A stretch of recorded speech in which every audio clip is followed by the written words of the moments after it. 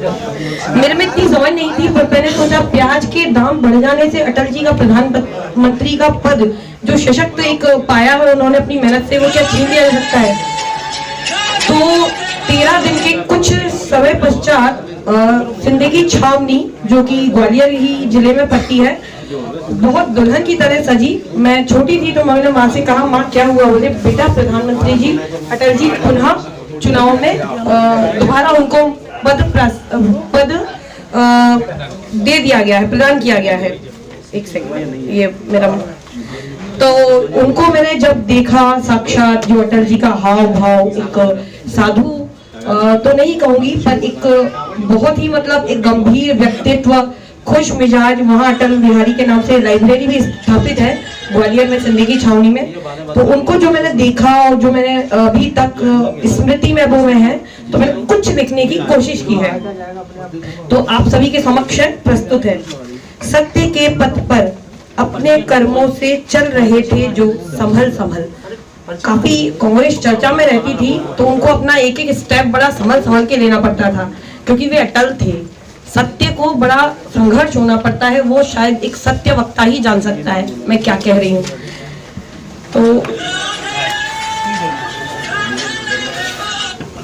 सत्य के पथ पर अपने कर्मों से चल रहे थे जो संभल संभल, नाम से ही नहीं अपने कर्मों से थे वो अटल। उन्होंने जब कह दिया वो कर दिया और उसके लिए प्रयासरत हो।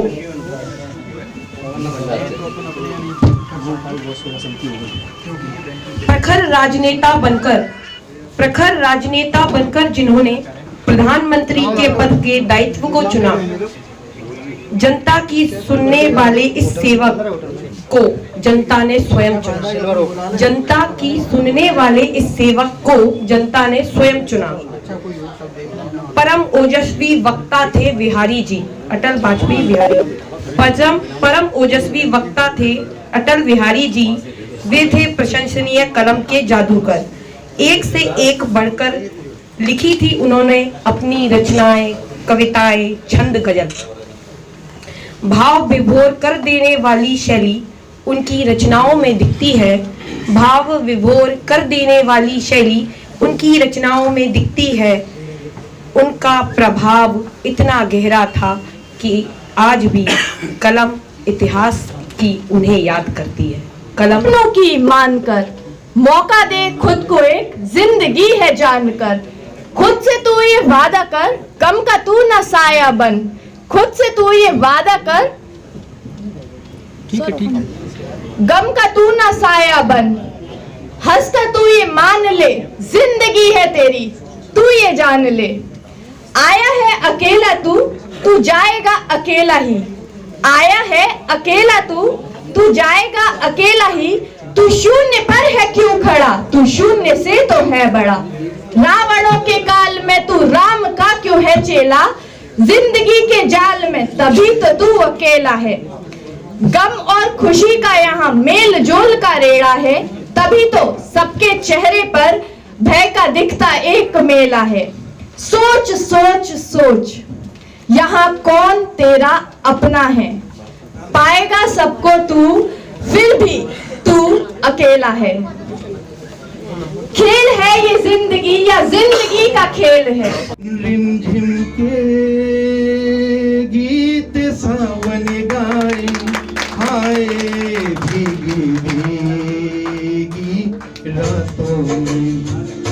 और रिमझिम के गीत सावन गाए, हाय भीगी भीगी रातों में। होठों पे बात दिल की आए, हाय भीगी भीगी रातों में।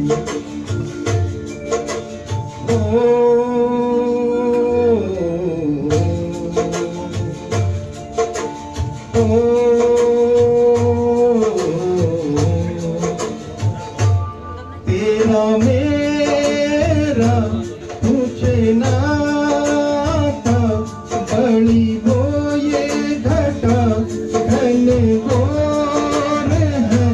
चुप हूँ ऐसे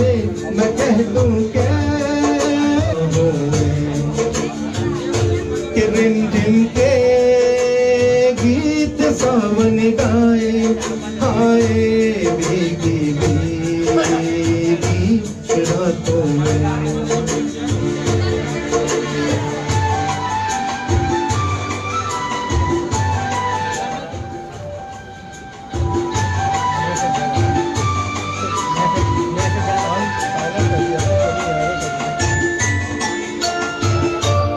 बड़ी लंबी की बातें, बड़ी छोटी है ये भरता रातें। कहना क्या है, सुनना क्या है, कहने सुनने की अब क्या बात जी। बिन कहे बिन सुने दिल ने दिल से कर ली बातें बातों में। कि रिमझिम के गीत सावन गाए आए भीगी भीगी रातों में। कि रिमझिम के गीत सावन गाए आए भीगी भीगी रातों में। धन्यवाद, बहुत बहुत आभार। दो बातें बोलने के लिए आप सबके सामने खड़ा हूं मैं। चूंकि ये पत्रकारों का मंच है, इसलिए मैं बात पत्रकारों की ही करूंगा। जब भी हम अखबार में कोई खबर छापते हैं, यहाँ पर पुलिस के लोग बैठे हुए हैं, डॉक्टर पता नहीं यहाँ पर होंगे कि नहीं होंगे, अलग अलग काम करने वाले लोग, जब कोई हम किसी की खबर छापते हैं कि फलाने व्यक्ति ने गलत काम कर दिया, फलाने व्यक्ति ने गलत काम कर दिया, जब हम अखबार में खबर छापते हैं तो कहीं वो शब्द नहीं छापते जब हमारे किसी साथी के साथ में कोई वारदात हो जाती है, तब हम वो चीज छापते हैं कि फलाना फर्जी पत्रकार पकड़ा गया। मुझे इस पर ऐतराज है, जब तक ये बात क्लियर ना हो जाए, पुलिस के थाने में ये बात क्लियर ना हो जाए कि सामने वाला पत्रकार किसी संस्थान से नहीं जुड़ा था, तब तक हम ही अपने साथी के बारे में अगर ये शब्द लिख रहे हैं तो मुझे इस पर ऐतराज है। तो मैं चाहूंगा, आपसे अपील करना चाहता हूं यहाँ पर कि सबसे पहले हम अपने साथियों को ताकत देना शुरू कर दें। हमने देखा एक डॉक्टर के साथ अगर कोई घटना घट जाती है तो सारे डॉक्टर उसके साथ खड़े हो जाते हैं। अगर किसी एक इंजीनियर के साथ कोई घटना घट जाती है तो सारे इंजीनियर खड़े हो जाते हैं। अगर किसी एक आईपीएस ऑफिसर के साथ कोई घटना घट जाती है तो सारे आईपीएस की लॉबी इकट्ठी हो जाती है। लेकिन एक पत्रकार की जब कोई साथ घटना घट जाती है तो पत्रकार अकेला रह जाता है और उसके साथ के सारे साथी उसके मजे लेते हैं और उसके बारे में कहते हैं तो फर्जी पत्रकार थे। हमें अपने साथियों के बारे में ये शब्द कहना बंद करना पड़ेगा। इसके लिए जो पवैया जी हैं लगातार प्रयासरत हैं और मैं देख रहा हूँ काफी लंबे समय से वो काम कर रहे हैं। और इतनी बड़ी टीम 100, 150, 250 लोगों को एक मंच पर इकट्ठा करना ये कोई मामूली बात नहीं होती। अच्छे अच्छे नेताओं के भी मतलब क्या कहते हैं उसको बोलना नहीं चाहिए, लेकिन मतलब ढीले पड़ जाते हैं। इतना बड़ा काम अगर रतन पवैया जी कर रहे हैं तो हमें साथ देना चाहिए। एक मंच, एक बैनर इन्होंने दिया है, एक स्लोगन इन्होंने दिया है संगठित पत्रकार होने का। अगर हमारे पत्रकार साथी के साथ में कहीं कोई घटना घटती है और उसके साथ अगर हम 150 लोग इकट्ठे होकर के वहां खड़े हो जाएं तो किसी की मजाल नहीं कि उसके खिलाफ झूठी एफआईआर दर्ज हो जाए। ये होना चाहिए कि नहीं होना चाहिए? और इसके लिए यदि ये मंच अगर सब लोग संगठित होकर के काम करता है तो इस मंच की महत्वता है। रविंद्र सिंह पवैया जी ने प्रेस मीडिया पत्रकार कल्याण संघ जो बनाया है इसकी उपयोगिता है, वरना इसकी कोई उपयोगिता नहीं है। ऐसे सम्मान हमको बहुत सारे सामाजिक संगठन भी देते हैं, लेकिन ये मंच आपको सिर्फ देता है एकता का सूत्र में बांधने का एक जो काम जो दूसरे सामाजिक संगठन आपको नहीं देते। इसलिए संगठन से आपको जुड़ना चाहिए।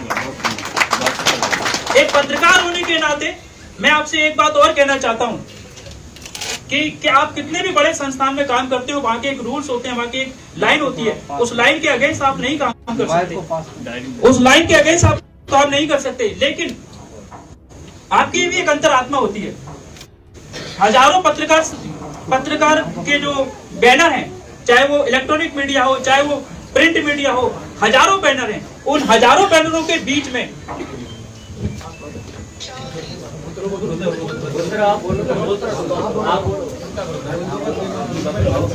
हमारे बीच में महापौर श्रीमती शोभा शेखरवार जी उपस्थित हो चुकी हैं। सबसे पहले उनका स्वागत कीजिए, उसके बाद मैं अपनी बात को आगे जारी रखूंगा। बैठ जाओ, ये अपनी अपनी जगह पर अव्यवस्था न फैलाएं।